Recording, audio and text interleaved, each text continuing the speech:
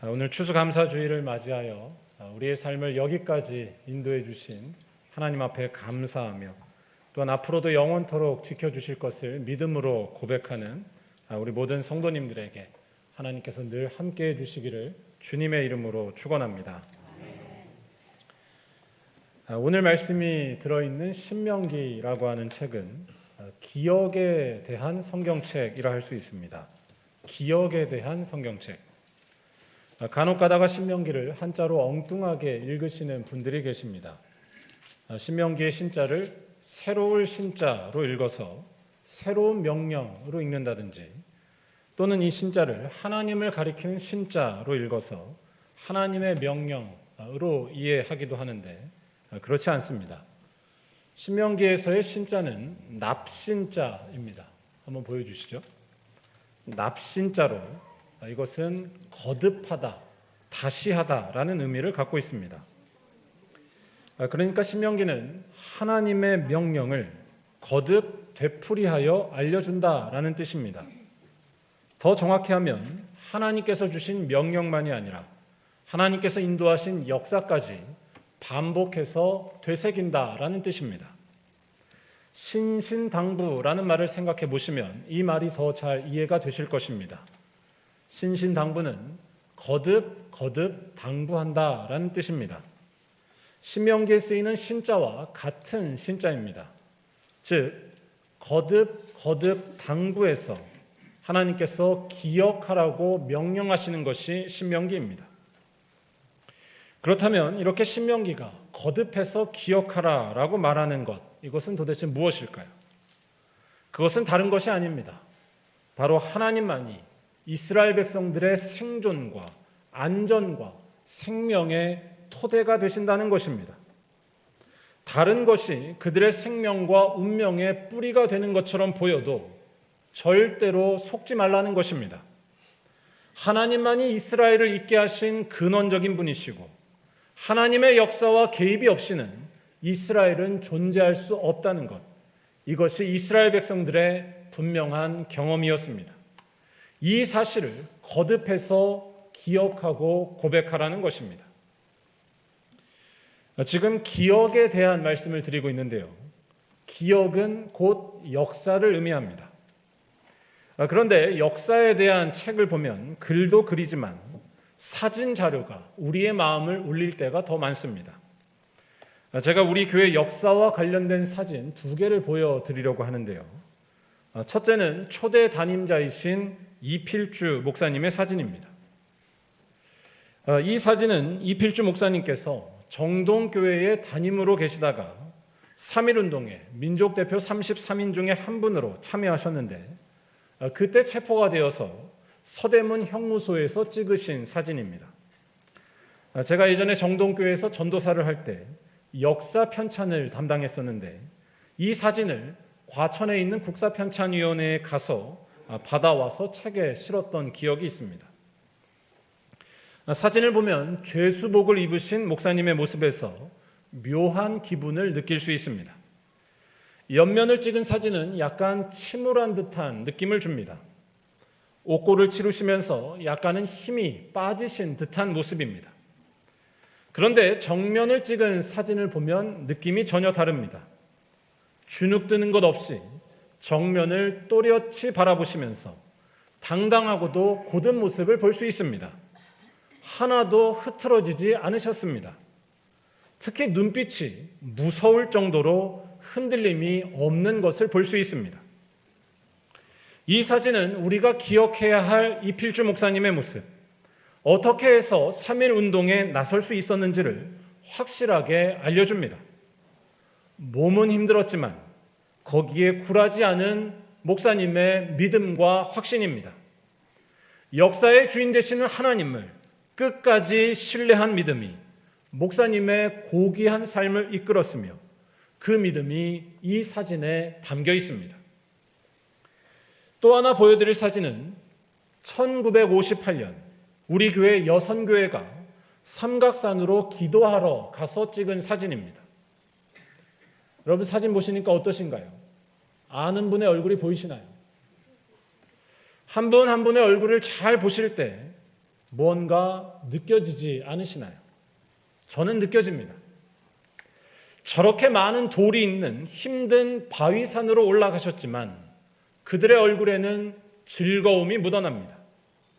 아마 삶의 무게와 짐도 꽤 무거웠을 텐데 그럼에도 불구하고 환하게 웃고 계십니다. 저는 이 사진보다 기도의 능력을 잘 보여주는 사진이 없다고 봅니다. 바로 기도하는 자에게 주시는 하나님의 은혜와 기쁨, 하나님의 평강과 감사입니다.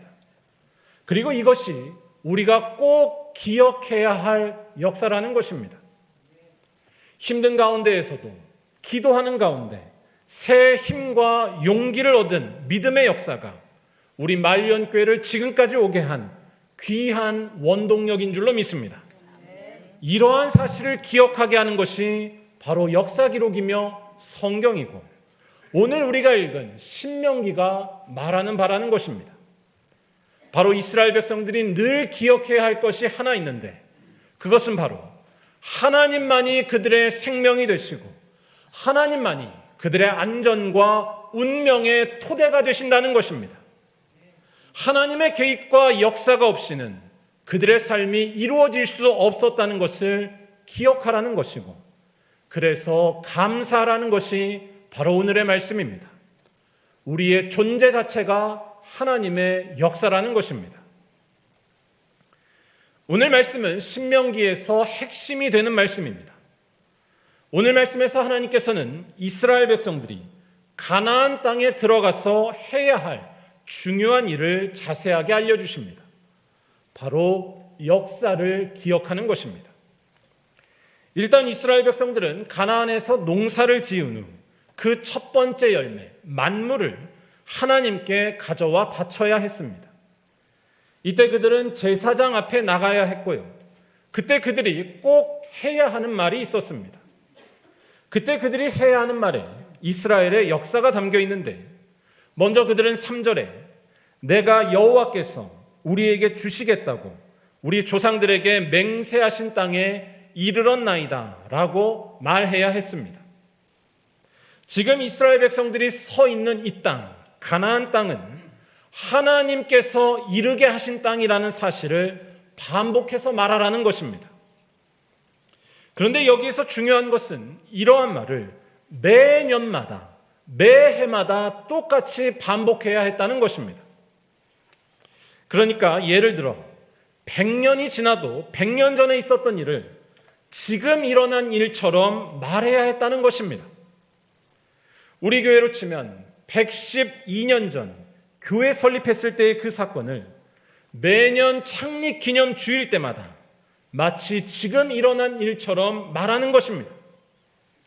하나님께서 도우시고 역사하셔서 오늘 우리가 그리스도의 몸된 말리언교회를 세우고 시작하게 되었습니다 라고 말하는 것입니다. 하나님께서 이스라엘 백성들에게 이렇게 하라고 지시하신 이유는 분명합니다.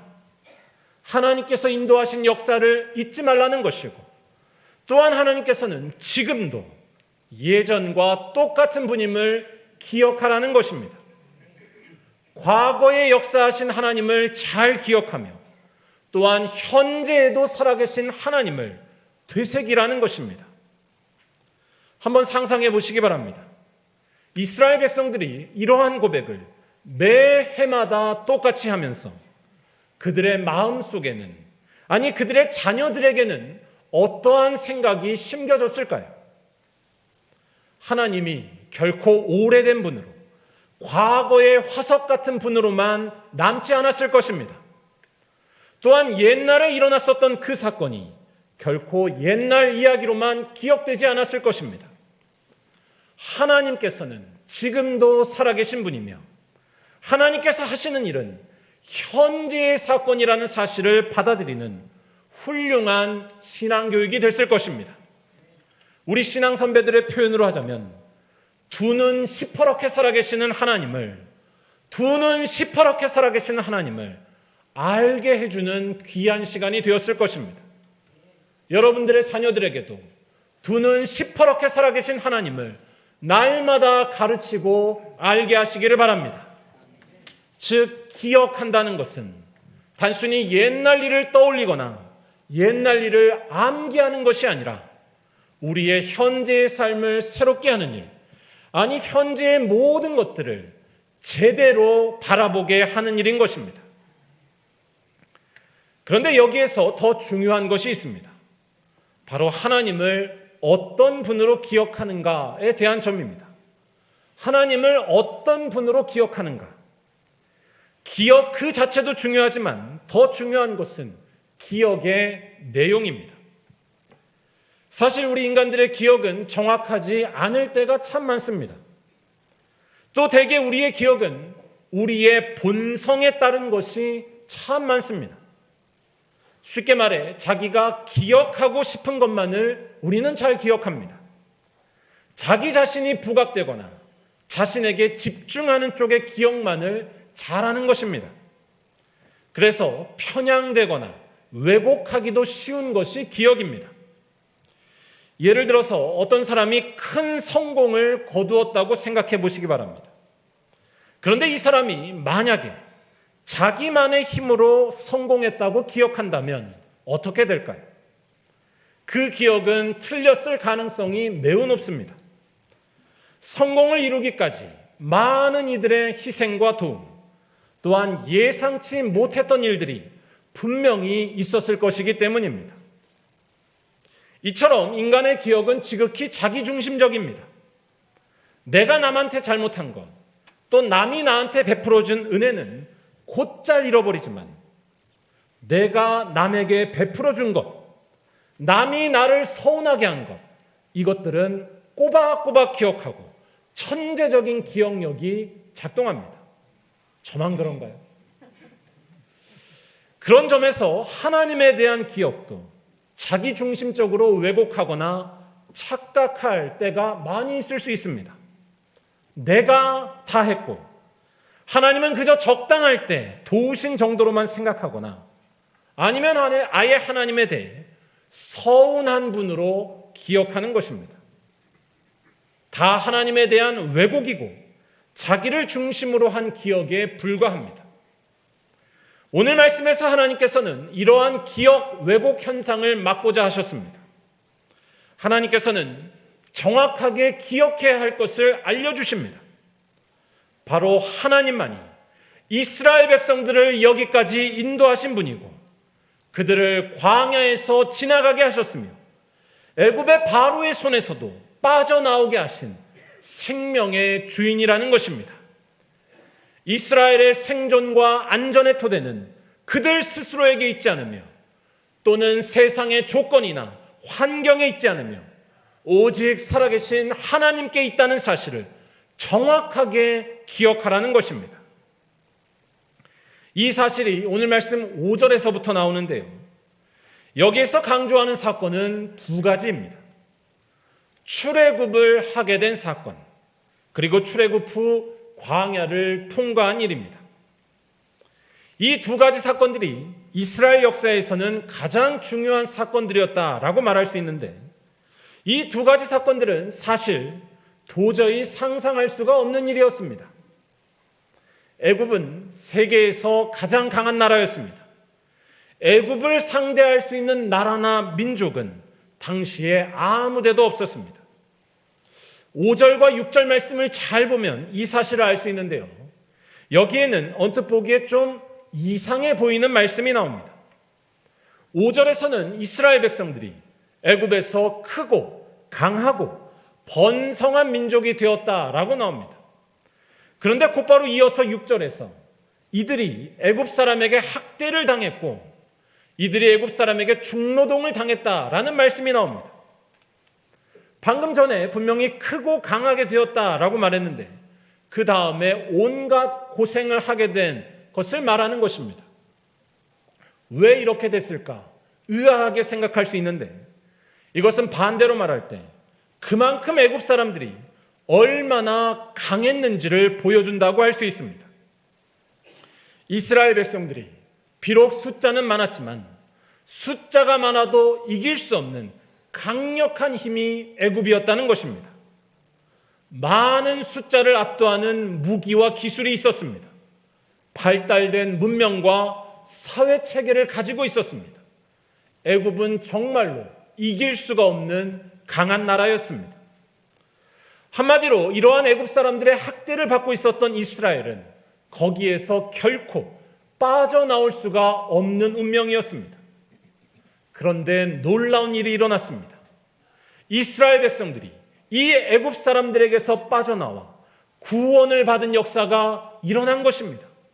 바로 하나님께서 행하셔서 하나님께서 이루신 출애굽의 놀라운 역사였습니다. 다시 말해 하나님은 애굽보다 강하신 분이었습니다. 세계에서 가장 강하다고 하는 애굽보다 강하신 분이 하나님이었습니다. 애굽에서 빠져나올 수 없었던 이스라엘을 빠져나오게 하시는 불가능한 일을 행하신 분이 바로 우리의 하나님이셨습니다. 그리고 이 하나님 덕분에 이스라엘은 자유를 얻었으며 구원을 얻었으며 생명을 보존할 수 있었다는 것입니다. 즉 이스라엘 백성들의 살아있음, 그들의 생존의 토대는 오직 하나님이라는 것입니다. 애굽보다 강하신 하나님의 역사가 지금 이스라엘이 살아있게 한 생존의 이유라고 고백하는 것입니다. 더 놀라운 것은 하나님께서는 출애굽 후에 맞이한 광야에서도 이스라엘 백성들을 안전하게 지키시고 인도하셔서 가나안에 이르게 하셨다는 것입니다. 광야라는 곳이 도저히 사람이 살 수 없는 곳이다라는 것 정도는 우리가 잘 알고 있습니다. 그런데 여기에서 중요한 것은 이때 광야를 통과한 이들이 한두 명이 아니라는 것입니다. 사실 한두 사람 혹은 한 가족 정도면 광야를 통과하는 것이 가능할지도 모릅니다. 하지만 숫자가 커지면 그 이야기는 달라집니다. 무려 남자만 60만 명에 이르는 사람들이 광야를 안전하게 통과한다는 것, 이것은 도저히 있을 수가 없는 일이었습니다. 그것도 전부 다 광야에 처음 와본 사람들이었습니다. 아무런 준비나 훈련도 없이 급하게 나온 사람들이 이 험한 광야에서 살아남는다는 것, 이것은 말이 안 되는 일이었습니다. 그런데 우리 하나님께서는 그러한 놀라운 일을 행하셨다는 것이 이스라엘 백성들의 기억이었고 오늘 말씀입니다. 하나님께서는 강한 손과 편팔로 험한 광야에서 수백만 명의 이스라엘의 백성들을 지키셨습니다. 또한 이길 수 없는 애굽 사람들을 큰 위험과 기적으로 물리치셔서 그들을 탈출하도록 도우셨습니다. 즉 이스라엘 백성들이 살아있는 것은 절대적으로 하나님의 기적의 역사였습니다. 그래서 이스라엘은 하나님만이 우리의 생존의 근원이시며 하나님만이 우리의 삶의 토대가 되신다는 것을 고백하지 않을 수 없던 것입니다. 오늘 말씀에서 하나님께서 대대손손 첫 열매를 거둘 때마다 이러한 역사를 기억하고 고백하라고 하신 것은 바로 이러한 이유 때문이었습니다. 그리고 진정한 감사라는 것은 이러한 사실에 눈뜬 자만이 할 수 있다는 것입니다. 우리의 존재 자체가 하나님께서 베푸신 기적의 결과임을 알기 때문입니다.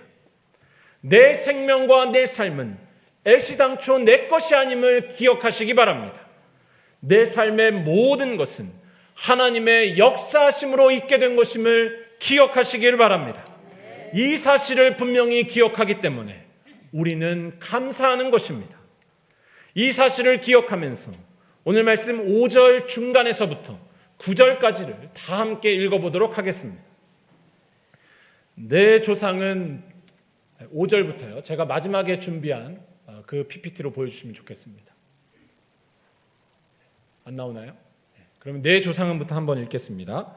내 조상은 방랑하는 아람 사람으로서 애굽에 내려가 거기에서 크고 강하고 번성한 민족이 되었는데 애굽 사람이 우리를 학대하며 우리를 괴롭히며 우리에게 중노동을 시키므로 우리가 우리 조상의 하나님 여호와께 부르짖었더니 여호와께서 우리 음성을 들으시고 우리의 고통과 신고와 압제를 보시고 여호와께서 강한 손과 편팔과 큰 위험과 이적과 기사로 우리를 애굽에서 인도하여 내시고 이곳으로 인도하사 이 땅 곧 젖과 꿀이 흐르는 땅을 주셨나이다. 아멘. 사랑하는 우리 말리온교회 성도 여러분, 하나님께서 역사하셨기에 우리가 오늘 존재하게 되었고 우리 말리온교회가 지금까지 있게 되었으며 지금 우리의 모든 삶이 있게 되었음을 기억하시면서 하나님께 감사하시기를 바랍니다.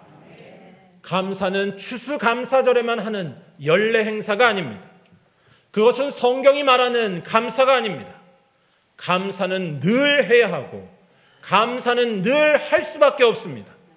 우리의 존재 자체가 하나님의 놀라우신 인도하심의 결과이기 때문입니다. 영혼의 눈을 뜨시고 이 사실을 분명히 기억하시기 바랍니다. 그렇기 때문에 오늘 추수감사주의를 맞은 우리들에게 꼭 필요한 것은 기억하는 일입니다. 우리의 삶이 하나님의 역사임을 기억하지 못하게 만드는 것들이 이 세상에는 너무나 많이 있습니다. 내가 나를 있게 했으며 재물이 내 삶을 버티게 해주었으며 건강이 나를 영원토록 지킨다고 믿는 것입니다. 하지만 여러분, 그렇지 않습니다.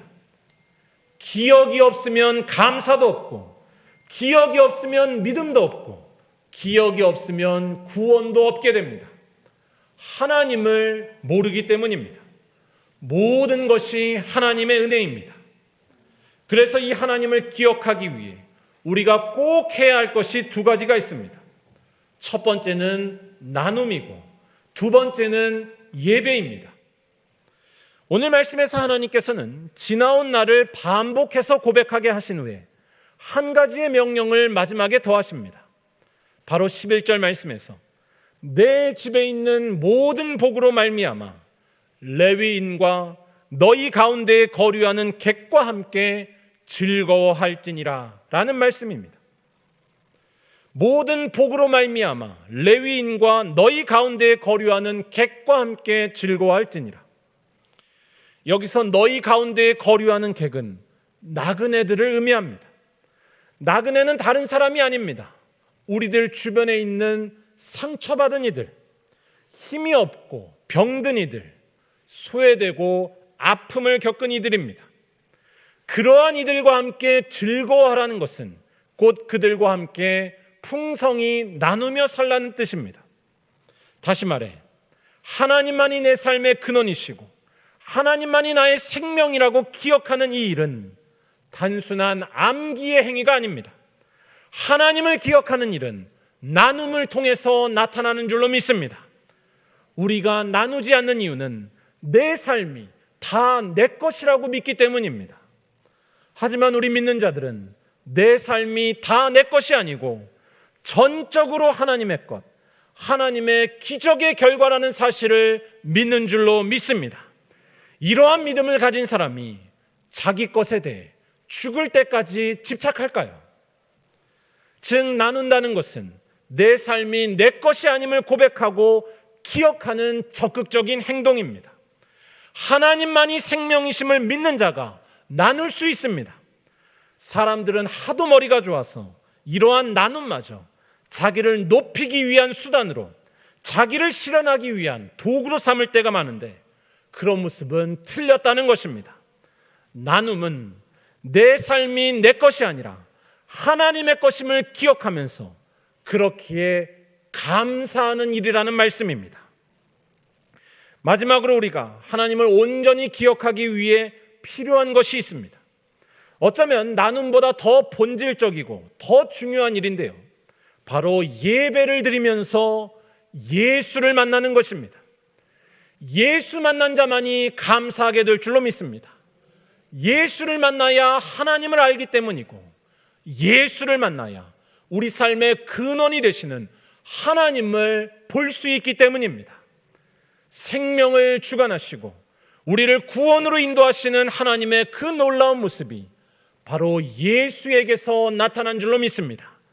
예수께서는 죽음을 이기시고 부활하셔서 우리를 영생으로 인도하셨으며 모든 것 위에 계신 하나님의 능력을 나타내 주셨기 때문입니다. 이 예수님이 바로 하나님과 같으신 분이고 우리의 삶을 평생토록 인도하시는 주님이십니다. 그리고 이러한 예수님을 만나고 고백하는 자리가 바로 여러분들이 앉아있는 예배의 자리이기 때문에 예배하는 자만이 진정한 감사의 생활로 나아갈 수 있다는 것입니다.